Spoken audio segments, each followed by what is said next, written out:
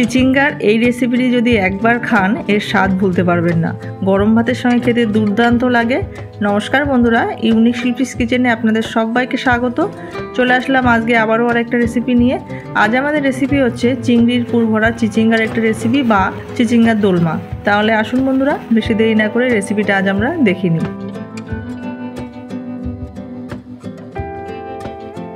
রান্নাটি করার জন্য দেখুন বন্ধুরা, এখানে আমি দুটো বড় সাইজের চিচিঙ্গা নিয়ে নিয়েছি।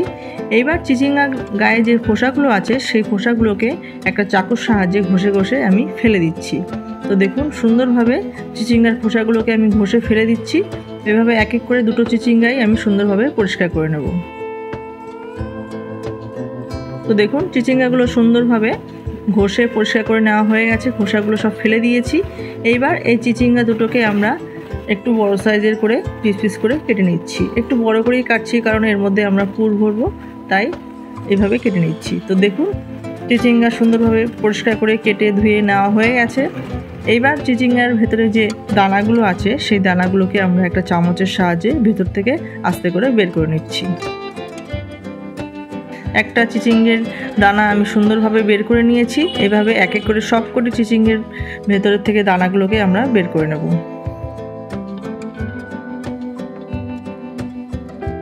সবকটি চিচিঙ্গে থেকে দানাগুলোকে ভালো করে বার করে নেওয়া হয়ে গেছে। এবার একটা মিক্সিং বাটিতে এই চিচিঙ্গে দানাগুলোকে আমি নিয়ে নিচ্ছি। আর নিয়ে নিচ্ছি ছোটো সাইজের 2 টুকরো আদা, আর নিয়ে নিলাম 2টো কাঁচা লঙ্কা, আর নিয়ে নিয়েছি ছোটো সাইজের 6 থেকে 7 কোয়া রসুন। বড়ো সাইজের রসুন কোয়া হলে 2 থেকে 3 কোয়া রসুন নিয়ে নেবেন। এবার দানাগুলোকে সুন্দরভাবে আমরা পেস্ট করে নিয়েছি। আর এখানে আমি নিয়ে নিয়েছি দেখুন 300 গ্রাম মতো চিংড়ি মাছ। চিংড়ি মাছগুলোকে ভালো করে কেটে বেছে ধুয়ে আমি পরিষ্কার করে নিয়েছি। এবার চিংড়ি মাছগুলোকে ছোটো ছোটো টুকরো করে কেটে নিচ্ছি। চিংড়ি মাছগুলো যেহেতু একটু বড় তাই আমি টুকরো করে কেটে নিচ্ছি। তো দেখুন সবকটা চিংড়ি মাছ আমি সুন্দরভাবে কেটে নিয়েছি। আর এদিকে আমি দেখুন কড়াই বসিয়ে দিয়েছি। কড়াইতে পরিমাণ মতো সর্ষে তেল দিয়েছি। তেলটা ভালো মতো গরম হয়ে গেলে আমরা তেলের মধ্যে দিয়ে দিলাম আগে থেকে কেটে রাখা চিচিঙ্গার টুকরোগুলো। চিচিঙ্গার টুকরোগুলো দিয়ে দিচ্ছি সামান্য একটু লবণ আর সামান্য একটু হলুদ গুঁড়ো। এবার লবণ হলুদ দিয়ে চিচিঙ্গাগুলোকে আমরা গ্যাসের ফ্লেমটাকে মিডিয়াম হাই করে নিয়ে ভেজে নেব। হালকা করে ভেজে নেব, খুব বেশি ভাজার দরকার নেই, হালকা করে ভেজে নিলেই হবে। কিছুক্ষণ সময় আমরা চিচিঙ্গাগুলোকে ভেজে নিয়েছি। দেখুন লাল লাল হয়ে গেছে। এর থেকে বেশি আর চিচিঙ্গাগুলোকে আমরা ভাজবো না, কারণ চিচিঙ্গাগুলো একদমই কচি। তাই এবার আমরা চিচিঙ্গাগুলোকে তুলে নেব।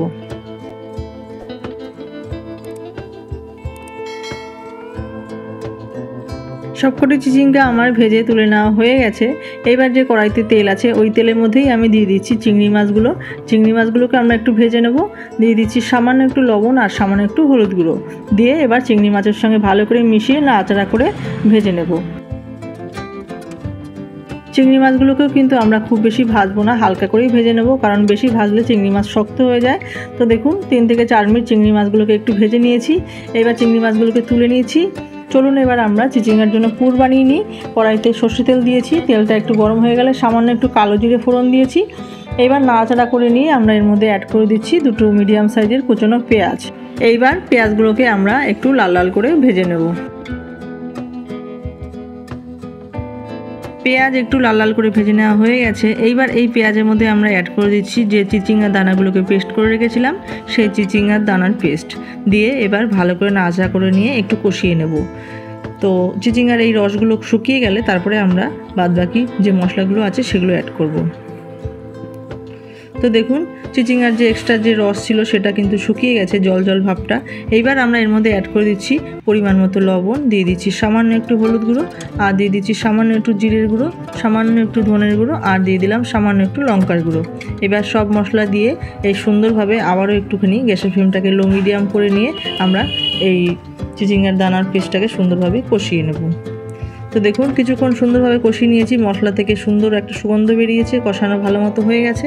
এবার আমরা এর মধ্যে অ্যাড করে দিয়েছি 2টো মিডিয়াম সাইজের সেদ্ধ করে রাখা আলুটাকে আমি আগে থেকে সেদ্ধ করে রেখেছিলাম, ভালো করে ম্যাশ করে নিয়েছি। এইবার এই আলুটাকে আমরা ভালো করে মশলার সঙ্গে মিশিয়ে 4 থেকে 5 মিনিট কষিয়ে নেব। 4 থেকে 5 মিনিট ভালো মতো কষানো হয়ে গেছে। তারপরে আমরা দেখুন অ্যাড করে দিলাম আগে থেকে ভেজে রাখা চিংড়ি মাছগুলো দিয়ে আবারও 2 থেকে 3 মিনিট আলুর সঙ্গে ভালো করে মিশিয়ে কষিয়ে নিচ্ছি। তো দেখুন বন্ধুরা, চিচিঙ্গার পুর কিন্তু সুন্দরভাবে কষানো হয়ে গেছে চিংড়ি মাছ মিশিয়ে নেবার পর। এইবার একটু নামানোর আগে আমি দিয়ে দিচ্ছি সামান্য একটু চিনি, স্বাদের ব্যালেন্সের জন্য। চিনিটা দিলে কিন্তু পুরটা বেশ ভালো লাগবে খেতে। চিনি দিয়ে নাড়াচাড়া করে নিয়ে এবার আমরা গ্যাসের ফ্লেমটাকে অফ করে দিচ্ছি আর চিচিঙ্গার পুরগুলোকে নামিয়ে ঠান্ডা করে নেব।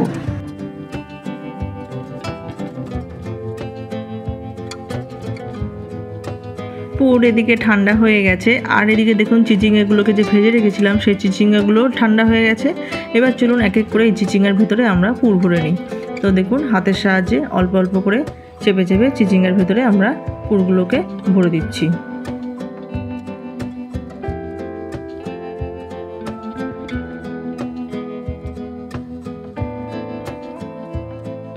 তো দেখুন বন্ধুরা, একটা চিচিঙ্গের পুর ভালো করে ভরে নেওয়া হয়ে গেছে। এইভাবেই আমরা বাদবাকি যে চিচিঙ্গাগুলো আছে সেই চিচিঙ্গাগুলো একই প্রসেসে অল্প পুর দিয়ে হাতের সাহায্যে চেপে চেপে সুন্দরভাবে ভরে নেব। দুপাশের মুখটাকে সুন্দরভাবে পুর দিয়ে আমরা আটকে দিচ্ছি, তাহলে রান্না করার পরে কিন্তু আর পুরগুলো বাইরে বেরিয়ে আসবে না, তাই চেপে চেপে সুন্দরভাবে মুখটাকে আটকে দিলাম। সবকটি চিচিঙ্গের পুর দেখুন রেডি করে নেওয়া হয়ে গেছে। এইবার চলুন আমরা গ্রেভিটা করে নিই। কড়াই বসিয়ে দিচ্ছি, কড়াইতে আমি দিয়ে দিচ্ছি পরিমাণ মতো সর্ষের তেল। তেলটা ভালো মতো গরম হয়ে গেলে তেলের মধ্যে আমরা ফোড়ন দিয়ে দিচ্ছি তেজপাতা, শুকনো লঙ্কা আর গোটা জিরে। আমি এখানে একটা তেজপাতা, একটা শুকনো লঙ্কা আর সামান্য একটু গোটা জিরে দিয়ে দিয়েছি। এটা একটু লাল লাল হোক। আর এদিকে দেখুন একটা মশলা করে নিচ্ছি। মিক্সিং বাটিতে একটা মিডিয়াম সাইজের পেঁয়াজ কুচানো দিয়েছি আর দিয়েছি 1/2 ইঞ্চি মাপের এক টুকরো আদা আর 2টো কাঁচা লঙ্কা আর একটা মিডিয়াম সাইজের টমেটো। এবার সব কিছুকে সুন্দরভাবে পেস্ট করে নিলাম। আর এদিকে দেখুন জিরে, তেজপাতা, শুকনো লঙ্কা লাল লাল হয়ে গেছে। এবার এই পেস্টটাকে আমরা ফোড়নের মধ্যে দিয়ে সুন্দরভাবে মশলাটাকে কষিয়ে নেব। গ্যাসের ফ্লেমটাকে লো মিডিয়াম করে নিয়ে মশলাটাকে আমরা সুন্দরভাবে কষিয়ে নিচ্ছি। মশলাটা একটু নাড়াচাড়া করে কষিয়ে নিচ্ছি। দেখুন বন্ধুরা, মশলা থেকে তেল ছেড়ে দিয়েছে। এইবার আমরা বাদবাকি মশলাগুলো এর মধ্যে অ্যাড করছি।